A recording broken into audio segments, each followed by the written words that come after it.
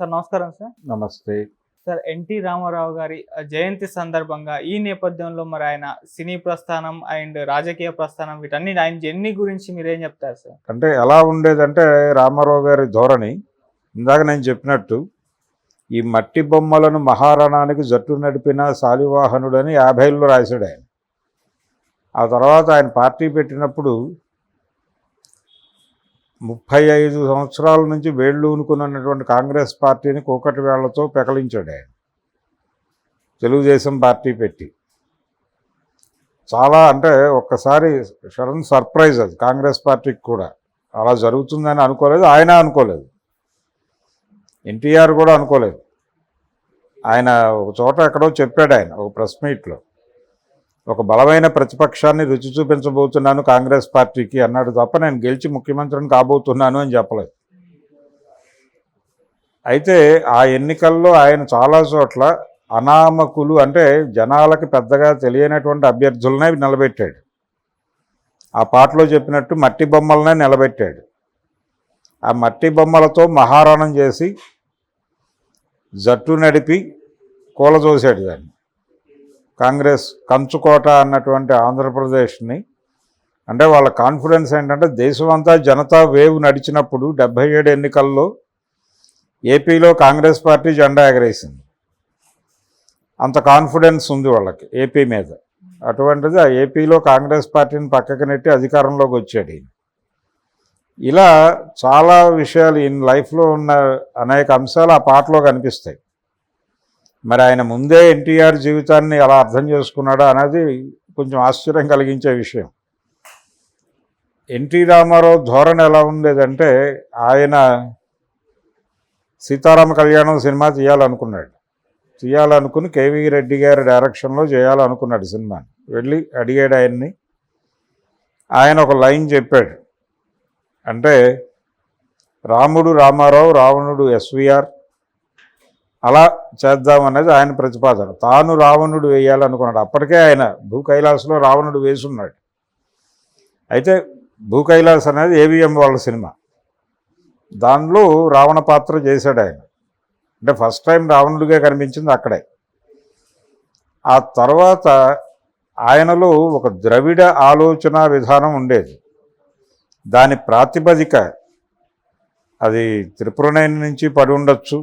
అంటే వాళ్ళ స్వగ్రామానికి దగ్గరలోనే అంగళూరు నుంచి త్రిపురనేని వారు ఉండేవారు. చిట్టిగూడూరులో సంస్కృత కళాశాల ఉండేది, వీళ్ళ ఊరు దగ్గరే అది. చాలామంది ఆ రోజుల్లో ఈయన సామాజిక వర్గానికి చెందిన వాళ్ళు చాలామంది దానిలో సంస్కృతం చదువుకునేవాళ్ళు వాంటెడ్గానే. అసలు ఈ వేదాల్లోనూ ఇతర వైదిక వాంగ్మయంలో ఏముందో తెలుసుకోవాలి అనేటువంటి తపనతో చదివేవారు.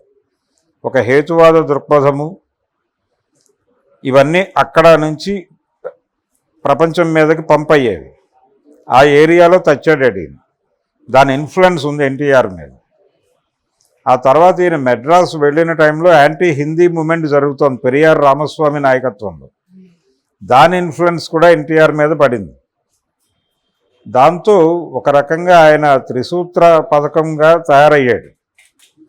Anti Congress, anti Hindi, anti Brahmin, ఇలా నడిచింది ఆయన ఆలోచన. అది ఆయన రాజకీయాల్లోనూ అదే చేశాడు, సినిమాల్లో ఉండగా కూడా అదే మాట్లాడాడు. ఎక్కడా తేడా లేదు, ఒకే వేవ్ లెంగ్త్లో వెళ్ళాడు ఆయన ప్రయాణం. ఆయన ఈ ద్రవిడ ఆలోచన విధానంతో రావణ పాత్ర వేయటానికి ఇష్టపడేవాడు. అది కేవీ రెడ్డి గారికి నచ్చలేదు. ఫైనల్గా తనే డైరెక్ట్ చేసుకున్నాడు ఆ సినిమాని. తను మొదటిసారి డైరెక్ట్ చేసిన సినిమా సీతారామ కళ్యాణం. ఆ సినిమాలో రాముడి పాత్ర హర్నాథ్తో చేయించాడు ఆయన, తను రావణుడు వేసి వాంటెడ్గా చేసినప్పుడు. కేవీ రెడ్డి గారిని అడిగి కాదనిపించుకున్నాం కాబట్టి అసలు డైరెక్టర్ కార్డే వద్దు సినిమాలో అని, డైరెక్టర్ కార్డు ఉండదు ఆ సినిమాలో. నిర్మాత త్రివిక్రమరావు అని పడి ఆగిపోతాయి టైటిల్స్. ఎన్టీఆర్ డైరెక్టర్ అని చెప్పడు, ఎక్కడా ఉండదు కూడా. కానీ తనే డైరెక్ట్ చేసుకున్నాడు. ఆయన మీద గౌరవంతో చేసినటువంటి పని అది. ఈ ధోరణిలో ఉండేది ఆయన ఆలోచన విధానము ఇదంతా. అలా ఒక పొలిటికల్ ఐడియాలజీ ఉంది ఆయన. ఒక రాజకీయ తాత్విక చింతన ఉన్నటువంటి నటుడు. అంటే ఆ కాలంలో నాటి నటులు చాలామంది చదివేవారు. ఆ చదువరితనం కనిపించేది ఎన్టీఆర్లో. మోదుకూరి జాన్సన్ గారికి ఆయనకి ఒకసారి ఒక డిస్కషన్ జరిగింది. అంటే కథానాయకుని కథ అనే ఒక సినిమాలో కర్ణుడి క్యారెక్టర్ వేశాడు ఆయన. ఒక 5-10 నిమిషాల దీనిలో చిన్న డ్రామా. అంటే ఆయన సినిమా నటుడిగా కనిపిస్తాడు. ఒక సినిమాలో ఆయన ఆ క్యారెక్టర్ వేస్తాడు కర్ణుడు. ఆ కర్ణుడి క్యారెక్టర్కి జాన్సన్ గారి డైలాగులు రాశాడు. దానిలో ఆయన ప్రతిభ అనేటువంటి ఆ తర్వాత ఎప్పుడూ జరిగినటువంటి యాంటీ రిజర్వేషన్ మూమెంట్లో ఎజెండాలోకి వచ్చిన ప్రతిభ అనే అంశం గురించి కర్ణుడి క్యారెక్టర్తో మాట్లాడిస్తాడు ఆయన జాన్సన్ గారు. అది రామారావుకి కనెక్ట్ అయ్యి ఆయన జాన్సన్ గారిని కూర్చోబెట్టి అడిగాడు, ఇదే వేవ్ లెంగ్త్లో మనం సినిమా చేద్దాం పూర్తి స్థాయిలో కర్ణుడి క్యారెక్టర్ మీద, మీరు రైటర్గా వచ్చేయండి అని. కానీ అప్పుడు ఆ ప్రాజెక్ట్ నేను టేక్ ఓవర్ చేసే పరిస్థితిలో లేని, కమిట్మెంట్స్ చాలా ఉన్నాయి. అందుకని మీకు కొండవీటి వెంకట కవి అని ఒక ఆయన ఉన్నాడు, ఆయన అప్పచెప్తానన్నాడు. నాకు తెలుసు ఆయన, నేను చార్వాకలో చదువుతాను ఆయన కానీ. చార్వాక చదువుతారా మీరు అని అడిగాడు. చదువుతానన్నాడు ఆయన. అలా కొండవీటి వెంకట కవి గారితో లింక్ అయింది. ఆయన హేతువాది. ఆయన్ని తీసుకొచ్చి దానవేరు సూరకర్ణ స్క్రిప్ట్ రాయించాడు. ఇక అక్కడి నుంచి వాళ్ళిద్దరి ప్రయాణం. సముద్రాల రాఘవాచార్యులు గారు ఎంతో భక్తిపూర్వకంగా సంపూర్ణ రామాయణం అని ఒక స్క్రిప్ట్ రాసి రామారావు గారికి ఇచ్చి ఆ తర్వాత చనిపోయాడు ఆయన. రామారావు గారు అది ఉంది ఆయన దగ్గర తీసుకున్నాడు, కానీ దాన్ని తెరకెక్కించకుండా అలా పెట్టు కూర్చున్నాడు. ఆ టైంలో సంపూర్ణ రామాయణం సినిమా చేద్దాము అని రాజమండ్రికి చెందినటువంటి నిడమర్తి మూర్తి గారు బాపు రమణల్ని కలిశాడు, శోభన్ బాబు గారితో తీద్దామని. కలిస్తే వాళ్ళకి ఎవరో చెప్పారు, సముద్రాల గారి స్క్రిప్ట్ ఒకటి ఉంది రామారావు గారి దగ్గర, ఆయన మీరు ఒకేసారి మొదలుపెట్టి 2 ఒకేసారి రిలీజ్ అయితే ఇబ్బంది అవుతుంది, ఒకసారి వెళ్ళి మాట్లాడుకోండి. అప్పుడు ముళ్ళపూడి వెంకటరమణ గారు వెళ్ళి ఆయన బాపు గారు ఇద్దరు కలిసి నిడమూర్తి మూర్తి గారిని కూడా తీసుకుని వెళ్ళి రామారావు గారిని కలిశారు.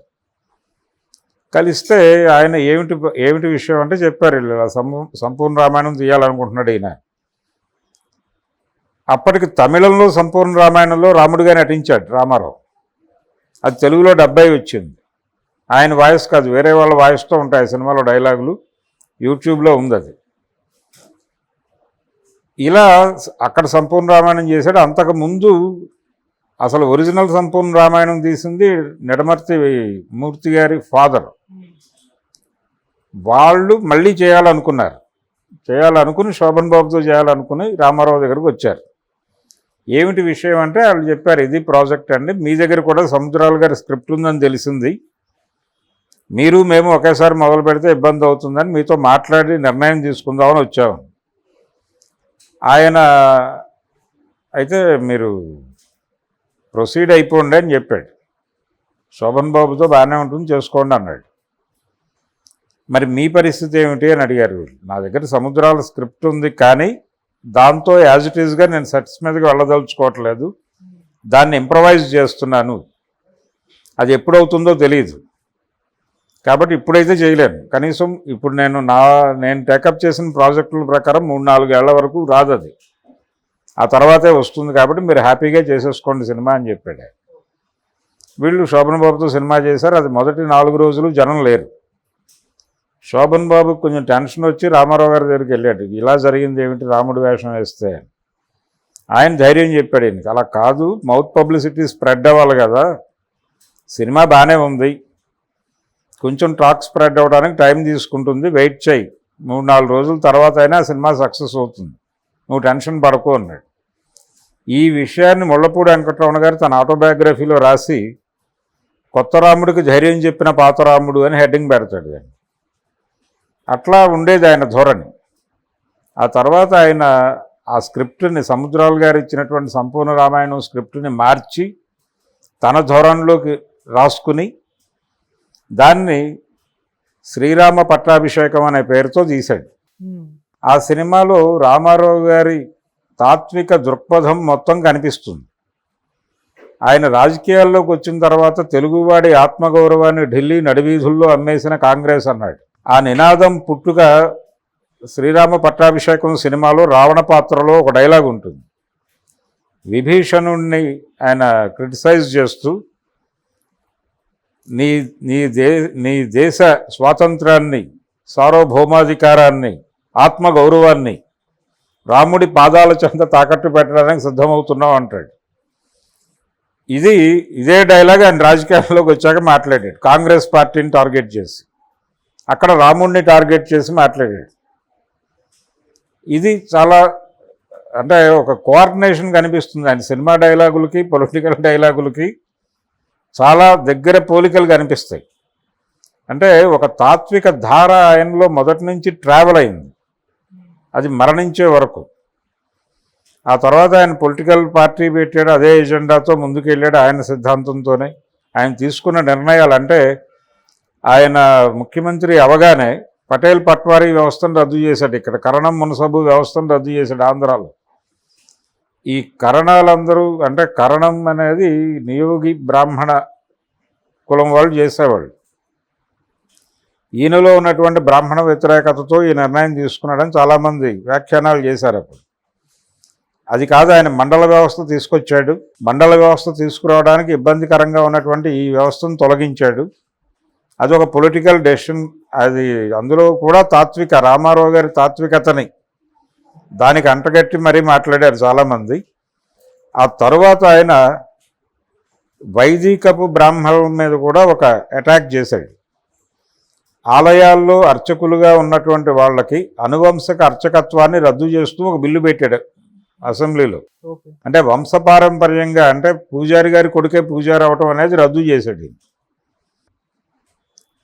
రిటైర్మెంట్ ఏజ్ తగ్గించిన ఘనత కూడా ఎన్టీఆర్దే. ఇలా ఎంప్లాయీస్కి దూరం అయ్యాడు ఆయన. ఎంప్లాయీస్తో విపరీతంగా క్రిటిసిజంకి గురయ్యాడు. దాంతోపాటు ఈ అర్చకులకి రిటైర్మెంట్ పెట్టడంతో చాలామంది హర్ట్ అయ్యారు. ఆయన ఎండోమెంట్ యాక్ట్ తీసుకొచ్చాడు. యతిరాజరావు గారు ఎండోమెంట్ మినిస్టర్గా ఉండగా ఆయన్ని చదవమని బలవంతం పెట్టి చదివించాడు అసెంబ్లీలో. దానిలో భాగంగానే ఒక వేదిక యూనివర్సిటీ పెట్టాలి, అందులో చదువుకున్న వాళ్ళని రిజర్వేషన్లు అమలు చేయాలి, అక్కడ కూడా అన్ని కులాల వాళ్ళకి అర్చకత్వంలో ప్రవేశం కలిపి, ఇలా ఆయనకి వ్యతిరేకంగా ప్రారంభమైన ఉద్యమమే చిల్కూరు బాలాజీ టెంపుల్ ఉద్యమం. భక్తి విప్లవం పేరుతో. అంటే దేవాలయంలో హుండీ ఉంటే కదా మీరు ఎంటర్ అయ్యేది, అసలు హుండీయే బయట పారేస్తాం, మీకు మాకు ఏ సంబంధం లేదు. Thank you so much. Thank you.